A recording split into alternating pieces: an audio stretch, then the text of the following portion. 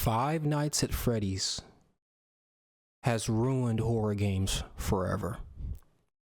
Now, I know this is going to be kind of a controversial kind of conversation, but Mascot horror has taken over everything in the horror genre, man. Let's go back. Let's go back to 2016. Do y'all remember that? FNAF came out. It was cool. It was like a new kids in the block type of energy, and I liked it. It was cool. It was fun for the time. It got out of control so fast. Things went so crazy so fast to where now most games are using Mascot horror to promote toys, dolls, all kinds of products instead of promoting the game. Even if the game is pretty good, they're still going to put in some kind of weird ad at the end like, hey, buy our new plushie.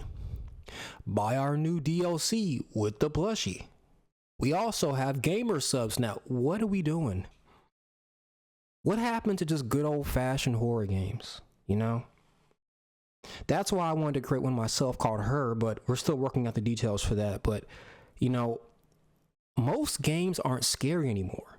Like nowadays, I think also I blame Among Us as well. But I think FNAF is the main boss here, because how many games have copied that exact same style and then changed it to like anomaly horror, which it was cool at first, once again, but FNAF was the main one doing this. To the point where it's like, if I go on Steam or any kind of game site to play a horror game, 90% of them will have some kind of mascot in it. I'm telling you, there's a couple companies I like that do games original. Like there's one that did, they have like realistic horror stories, real stories. I like stuff like that. That's cool. That's fun.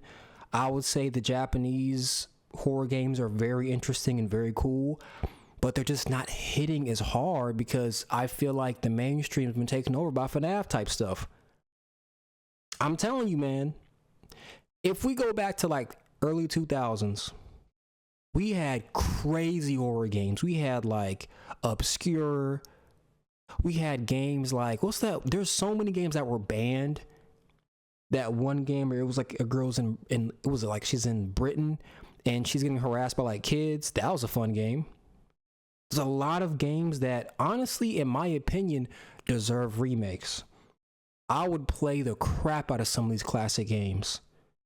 This is why I made my own game studio, so I could buy. I'm gonna have to look into it. Hey, Tony, write this down. Look up a bunch of classic 2000s horror games. We're gonna try to buy some. We're gonna buy some IPs. We're gonna do it. You heard it here first. I'm gonna try to get some of these in here. I'm tired of this. I want to see some classic games come back. The Evil, what was it? The Evil Within? That was a great game.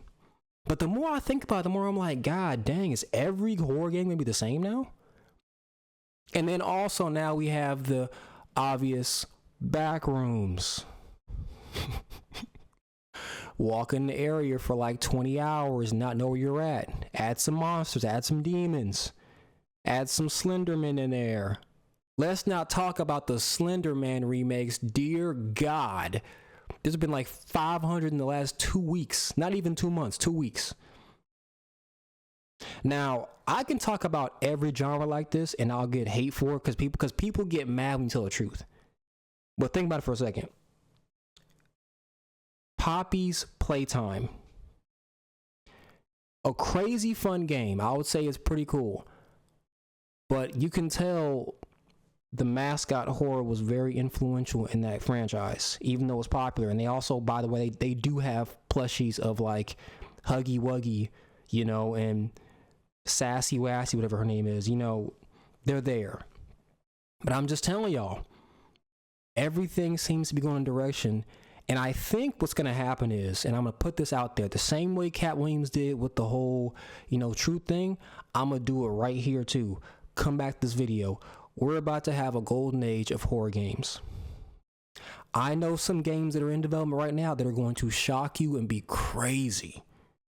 Some of them might get banned. because a lot of people are too soft nowadays, but I'm being real. Like, y'all remember that one game that got banned? And it was like, what was that game called? It was like a lot of gore, horror, destruction, body mutilation.